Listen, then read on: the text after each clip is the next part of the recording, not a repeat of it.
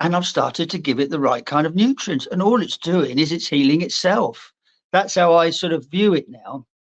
Rich, why is carnivore diet the only diet that seems to work for people? Well, great question, Dave. Now, obviously, I've been on this show, your show, before. So thanks for having me back, because I do feel like I've got stuff to share here, really, that could be interesting. So just for those that don't know me, I'll give a very brief summary of what's happened to me. Is that, I feel like I've suffered sickness all my life, literally from the age of 10, all kinds of illnesses, culminating in major heart surgery at the age of 40. It's just, I mean, I was an athletic guy, I was a fit, sporty type guy. Major heart surgery at 40. 20 years later, much worse heart surgery that nearly killed me, to the point of a couple of years after that, them telling me that I was suffering with very poor heart function. And when they said this, I sort of said, well, why? Why have I got this terrible heart function? And they said, well, just aging and, natural thing, that's how it is. Didn't give me any sort of reasonable answer. So that's what I was faced with. And I'd spent my whole life, I think, following what I would say mainstream advice, where I'd eat chicken and fish, vegetables I always thought were the best thing to have. And I had margarine instead of butter. Red meat was a terrible thing to have, all those kinds of things. So that's what I followed. I mean, I was really quite, often somebody would give me red meat. I didn't want to appear fussy, but I was like, why are you giving me this red meat all the time? I don't want chicken and fish. I don't want to eat anything else. Low fat. It was all the same sort of stuff. So I've come to this point now. I must be 60, whatever I am. So, I'm 66 now, but I'm now, pretty old, and I'm told that I've got this really poor heart function, and I haven't done that well financially, and I'm having to sort of, still sort of be pretty active and do stuff. And so, I came across this carnivore sort of diet through, one step at a time. Bearing in mind, I think it's worth saying, I've tried veganism because I'm interested in food. I've tried veganism, I've tried vegetarian, I've tried paleo, I've tried keto, and I guess it slowly leads you into being a carnivore.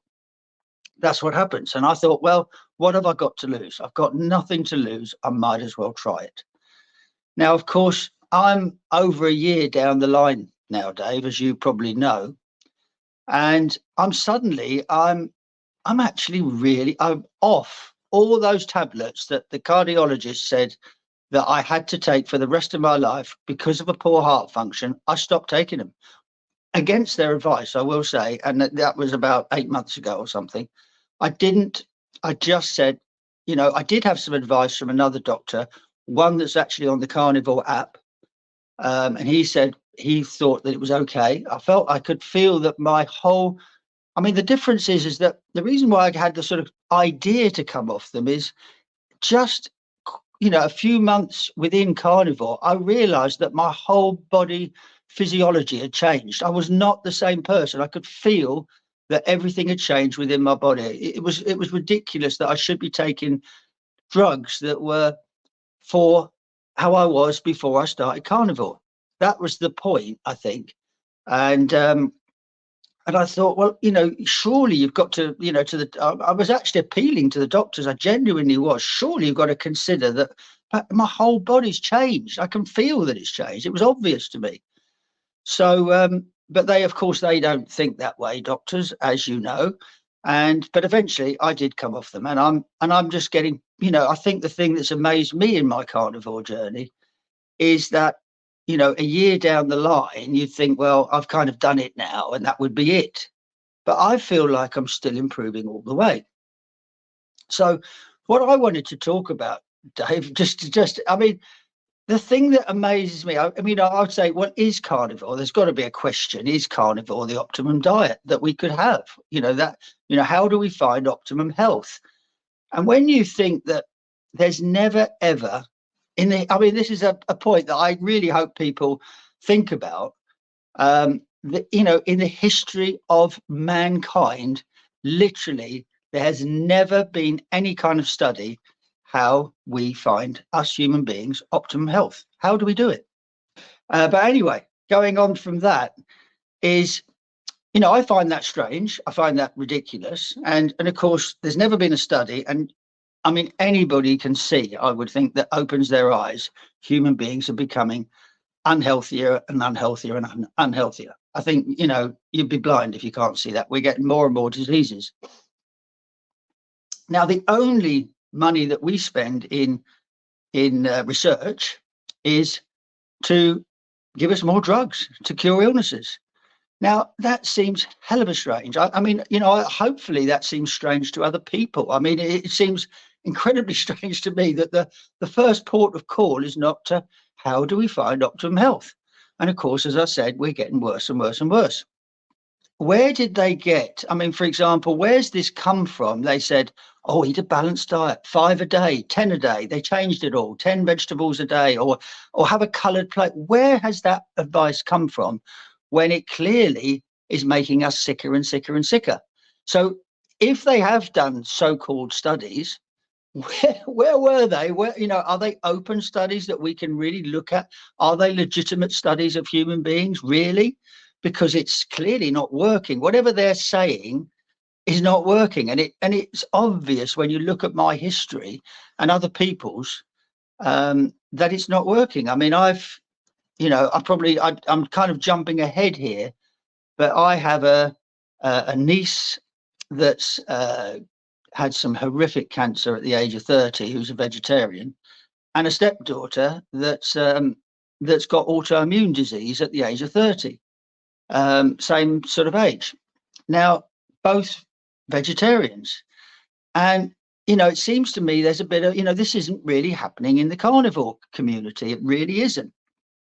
And, how I see it is all the things, I mean, I had lots of illnesses, symptoms and all this, but all these things that we don't see are, they're just telling us, I had IBS and thyroid problems, together with my heart problems, all kinds of things, but they were just signs that I was doing something wrong, as I see it now. We kind of go, oh, what bad luck, you've got a bit of IBS, have you? Or something like this. Oh dear, that we kind of treat that as normal. But as I see it now, they're just telling you, it's a sign saying you are doing something wrong. And I think how I see it is, let's just say we're eating processed food or something like that. And most people will go, well, it's not poisoning me. Look, I've eaten it. I'm fine. And we have this sort of mentality that, oh, no, it's fine. I've eaten it. It's not poison. And of course, it is slowly poisoning them. And I'm living proof. As you get older, you start to realize this is really doing you some serious damage. It just does it slowly. So we have this sort of, this persona that it's not killing us. Oh no, it's fine. But it is. It really is. It's like, and I think there's another way to look at this. I really do. And I've kind of jumped ahead of myself really here, but the way I see it really now is that I don't think there's any magic tablet. I don't think there's any magic food that you can put into your body that cures everything. If you look at, they'll say that what's it, Ozempic or something. Ozempic is some magic tablet, and then they'll tell you that, oh, have cod liver oil. That's something that, oh yeah, that's the Mediterranean diet. That's some magic thing that you put in your body that keeps you healthy, or 5 a day, 10 a day or something. There's no magic thing that you can put in your body that's going to suddenly make you healthy. I tried that route. Oh yeah, I took margarine, I took low fat, I did this, as if I was going to somehow be healthy. And of course I wasn't. And there clearly isn't something, even potentially carnivore, which I'll explain in a minute. And how I view it now is just a different way to view it, is that we have a body which is an actually ecosystem. It's a whole working ecosystem that's full of God knows how many cells and all sorts of things. It's sort of working in work all working perfectly together, that's trying all the time to heal itself. If we damage it, it will try to heal itself. But what we do is we either fill it full of poison, we poison ourselves, which stops it from healing itself, or we don't give it the required nutrients to, in other words, each cell. This is what I've learned on the carnivore journey. Each cell is needs certain things to be able to perform properly, to perform how it needs to in this little ecosystem going on. And of course, that's where the perfect diet comes in. What is the perfect diet for human beings? If we can feed it the right kind of nutrients and not poison it, now we've got a chance of this thing working properly. So all that's happened to me, I think, is that my body's been given a chance. I've taken away or as much poison as I possibly can. Of course, you start to learn how to take away more and more poison. And I've started to give it the right kind of nutrients. And all it's doing is it's healing itself. That's how I sort of view it now. For a cow, it's quite easy. You could sort of say, well, they ate grass and leaves or whatever they eat. I don't know, grass, leaves and seeds or something like that. Now, with a cow, if you wanted to find optimum health for a cow, it's pretty easy, because you could probably just test, or it depends where the grass grows, or something like that, the nutrients within the soil or something like that, and you'd find optimum health. But with us human beings, we're eating so many different things potentially that it's very difficult to know what the right diet would be. We can eat seeds, we can eat God knows what, all kinds of stuff, and not sort of keel over and die.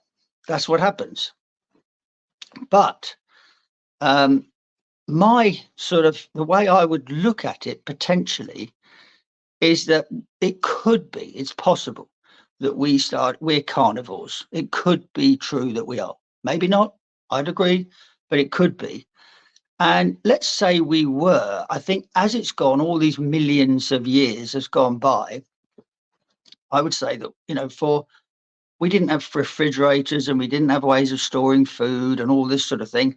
And to stop ourselves from starving, of course, we try and eat vegetables and fruit. Now, and vegetables and seeds and all these, they're just plants. They're all plants, as we know. Now, what would have happened over the years? I mean, most plants that you'll eat will either make you very, very sick, most of them. If you just went out there and ate plants, went into the jungle and ate a load of plants, most of them would either make you very sick or they'd kill you. Most of them. But they found a few that won't, which we call vegetables. Now, these few that don't kill you, they're still full of poison. It's not like they haven't got any poison. And we still struggle to take the nutrients out of them that they have. We don't, it's not like, we just, they say, it's full of vitamin, whatever, vitamin C or vitamin, whatever, vitamin D or something. But we don't, what's the word? We don't absorb it. We don't take it in very well. It's not bioavailable. Yeah. Yeah, it's not bioavailable. Thanks, Dave. So, it's kind of like, it just was a way. The way I look at it now, potentially, eating vegetables and seeds, and that is just a way to stop us starving. So if you think about all the way we've gone through the millions of years, nobody's ever said, well, what is the optimal diet? How would a human being be the most healthy? We've never had that opportunity. No matter what, how would it be? And so here, right now, today, with Carnivore Journeys, I think we should be saying, well, how do we get to be perfectly healthy? Now, it makes sense now that the Carnivore Journey is, well, it's got to be the best that we've got just now. It doesn't mean to say we don't eat any vegetables ever, but vegetables as they are right now, I mean, I don't fancy vegetables anymore, for the point of view that they're either grown in a terrible way, they're grown in rubbish soil, or they're full of what do you call it? Pesticides. Glyphosate. Yeah, and they're just, I just wouldn't fancy eating a vegetable, and especially if I don't need to. There's no lacking of nutrients. I think the only on the carnivore journey, what I've learned is that the only nutrients potentially lacking are the ones that we would have got through water, because before water wasn't sanitized in the way that it is now. And of course, the water's got no nutrients in it. It's got no sodium and potassium and all these sort of things. So yes, I do. I mean, I might take electrolytes, which I do. I don't know whether that's anything to do with me being particularly thin. I'm a very thin, naturally thin person. So I think I need a certain amount of electrolytes, and I take magnesium. I'm not actually sure where magnesium why we lack potentially magnesium in a carnivore diet. I'm not certain about that because I'm no expert. But I've also found out that iodine is something worth taking, because apparently, for example, iodine's a great example. I was told that every single cell in our body requires iodine, and apparently iodine's virtually gone out of our diet now. It's so I've heard anyway, that through the way our soil, it's not in our soil anymore, and it's not, it's basically through the way we've managed the ecosystem of the earth, if you like. Iodine is no longer in our diet, so I'm supplementing with iodine.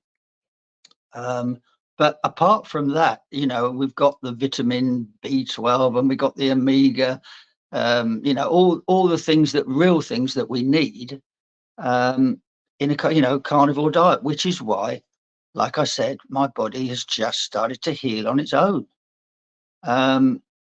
So I'm just really putting up an argument to say that potentially carnivore diet is at the moment the optimum diet, or the best diet for human beings. And people say, well, there's no proof. Oh, you got no proof. There's never been any legitimate testing. Now, I don't know how much testing people need. I really don't. But when you've only got to go into the carnivore space in any sort of serious way and look at the results. You've done a lot of interviewing, Dave. And, I don't know, why is this not on mainstream news, for a start, that the carnivore diet cures type 2 diabetes? People can reverse it. Why is that? I spoke to one yesterday, a type 2 diabetic yesterday, and I just listened. His type 2 diabetes is getting worse. And the guy was clearly not overweight. But if you heard about how he ate, it was all the same old narrative. It was all vegetables, and you've got to take this, and low fat was terrible, all these things. And he was just getting worse and worse and worse. Now, why isn't that on mainstream news, that carnivore diet cures type 2 diabetes, reverses it? It seems to be very successful on that. IBS, Crohn's disease, all these things. Does a vegan and a vegetarian, do they get cured from IBS? And what happens? I don't know. I think this is a good question, but I think all I can think of here is that it comes down to they will upset their advertisers, and so they don't talk about stuff like this. No. Like, if the primary advertisers on, I don't know, the 6 o'clock news or something is Big Pharma and Big Food, and then the 6 o'clock news has a 10-minute segment on how the carnivore diet is curing diabetes, it's not going to go down too well. No, it's not. But, isn't that sort of just unbelievable in itself, really, when you're talking about, it's not like we're talking about something that doesn't affect us too much. This is affecting us so hugely. I mean, you've only got to look out at the health of people, and the misery, and the pain, and I don't want to be, like a family that's got dementia, their mother's got dementia, the pain of that, and the suffering that people have to go through is just off the scale as far as I can see. I mean, it's just horrific. And they just, oh, terrible, my mum's got dementia. Oh, what a shame.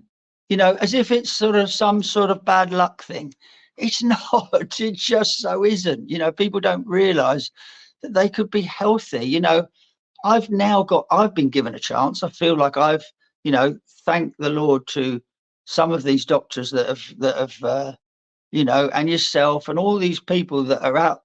I've got a chance now. Thank you to the carnivore people, of not developing dementia, not developing MS, not developing some sort of autoimmune, not developing heart condition again, uh, not getting cancer. I have an opportunity to do that now because I'm poisoning my body less, and I am uh, giving potentially my body the right kind of nutrients that it needs to create a functioning ecosystem.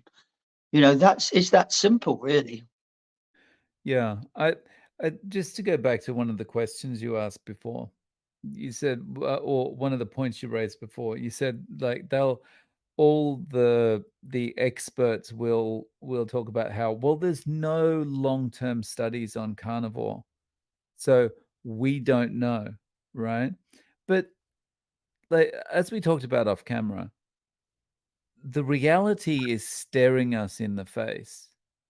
The reality of everything is staring us in the face.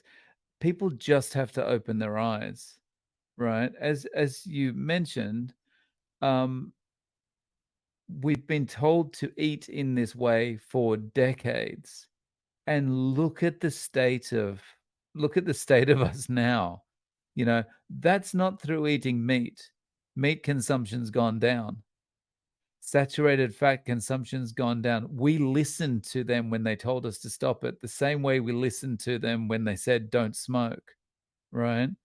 And so the consumption's gone down, and we took their recommendations. We ate, as you said, we ate the margarine, we ate the low fat, we ate all the stuff. Brown bread. And yeah, and the bread Yeah. and yeah, we went, okay, well, you're telling us bread, but then you said white bread is bad, so we're not going to go for the white bread. We'll go for Oatmeal the bread. brown bread and blah blah Yeah. blah.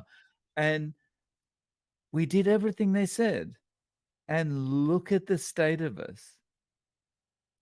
And then people go on carnivore, and they reverse their type 2 diabetes, they reverse all these conditions, and the answer is either, "Well, yeah, it looks good, but there's no studies," or, "Yeah, all your markers look fantastic, but look at the LDL." And Yeah. so there's just something so wrong with this picture, right? It's incredible, absolutely, and as you say, it's staring everybody in the face. It's right here, right now. It's open. It's like, and everybody's going, "Oh no, no, no, no! I can't. I've got to stick to the mainstream." I don't know why they do it. It's like so in denial. It's frightening.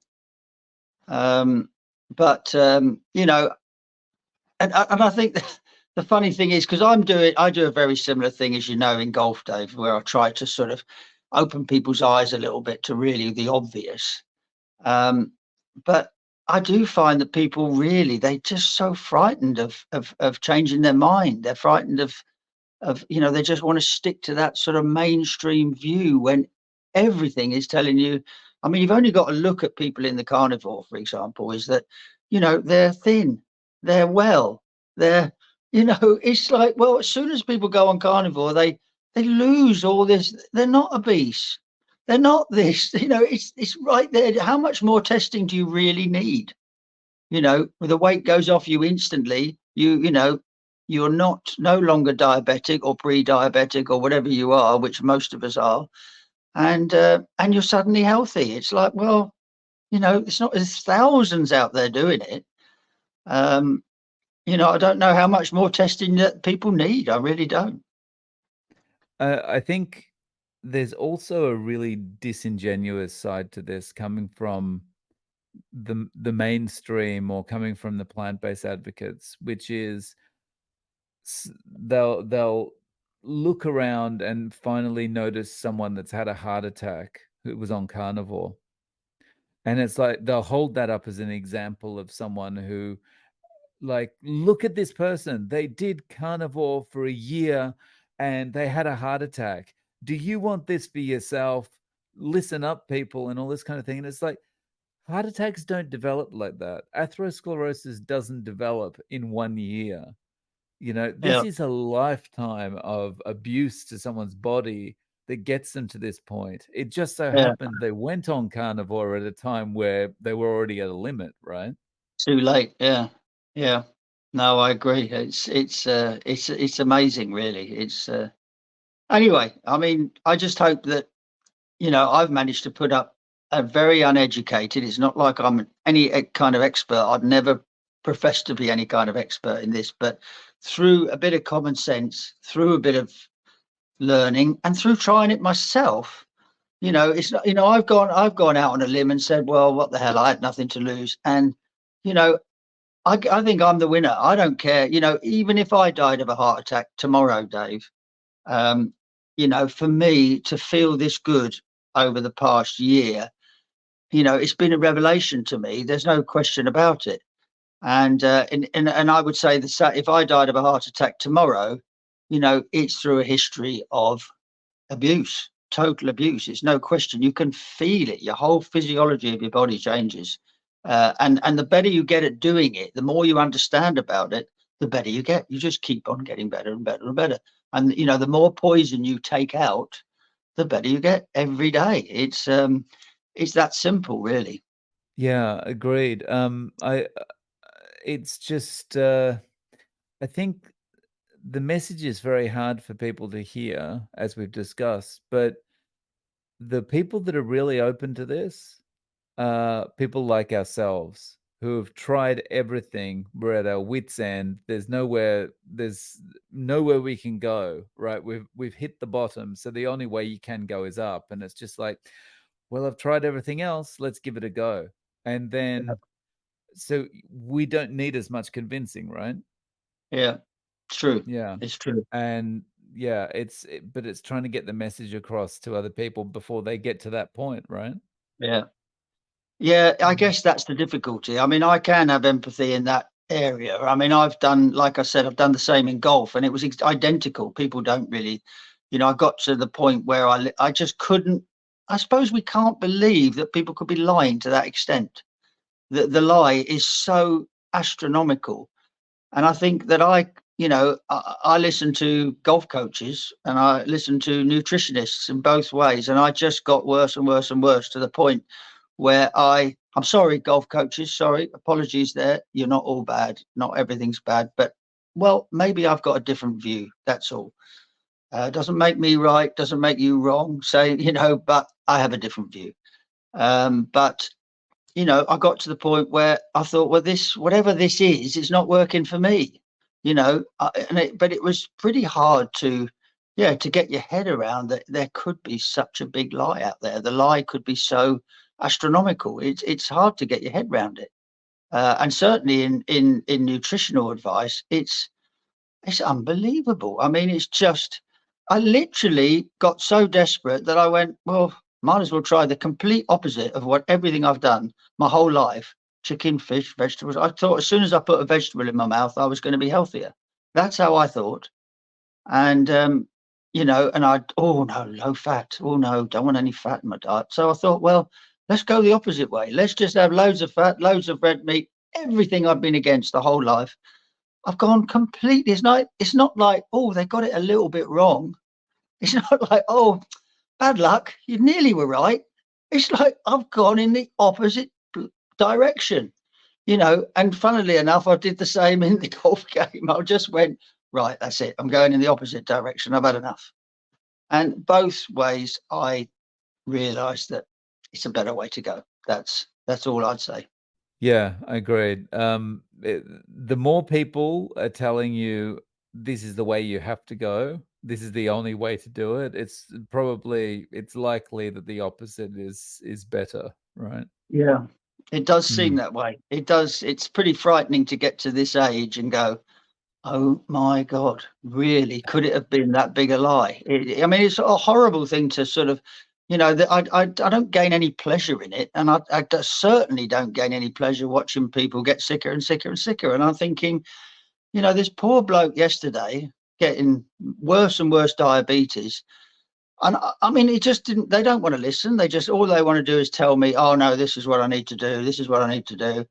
And there's just no point in talking to him half the time. And all I said to him as I left him, I said, "Look, just go in and look at any doctor about carnivore. Look it up; it will change your life." And I just left it at that. But whether he does or not, he probably won't. But you know, that's all I could say, really. Yeah. We we have to continue the fight, but yeah, it's an uphill battle. God, yeah, it really is, really Mm, is. Yeah, yeah. It's yeah. funny how I get shouted down in pretty much everything, really, because I've sort of awakened, really, and it's kind of scary. It happens to me quite a lot in golf, and they're just anybody within the mainstream. They'll just try to shout you down. They don't want you to have a different opinion to them, and the only way we can do it is, like you're doing it, is through these podcasts where, it's there if people want it. Nobody's going to shout us down in this podcast. We can say whatever we think and like, and you get a chance to put over your point of view, because if you talk like this within a bunch of people, they'll quickly try and shout you down straight away. It's pretty scary, really, but that's what it is. Yeah. Yeah, unfortunately, yeah. So, Rich, how can people get in contact with you? Well, I've got a YouTube if they're Mm. interested in golf, which they perfectly welcome to. It's very out there. It's very different. It's a bit like the carnivore stuff. Might take a bit of understanding, but it's called the Crazy Golf Pro, and it's called the Crazy Golf Pro because everybody, if you're not mainstream, oh, he's crazy. Oh, yeah, right. But that's why I called it that, and so that's on YouTube. I'd also have a private Facebook group for those that are interested in the golf side. It's called the Crazy Golf Community. People will welcome both of those, and of course, our Facebook, email. Happy to talk to anybody. I'm happy to supply all that information if anybody wants to chat. I'm the same as you, Dave. I don't like watching people be sick. Remain ill. You know, talked to a school friend recently who was convinced that being on statins was the right way, lowering cholesterol and all this, and it's just horrible to watch. Yeah. Yeah. We just got to keep beating the drum. Yeah, that's it. Yeah. No, I really appreciate it, Dave. Thanks very much. Yeah, no worries. I'll link to all your YouTube and socials below. Thank you so much for coming back on, Rich. Really good to talk to you again. Well, I just hope I haven't bored people to death, and thanks for having me on, Dave. I really appreciate it. Okay. So now I've forgotten what I was going to ask.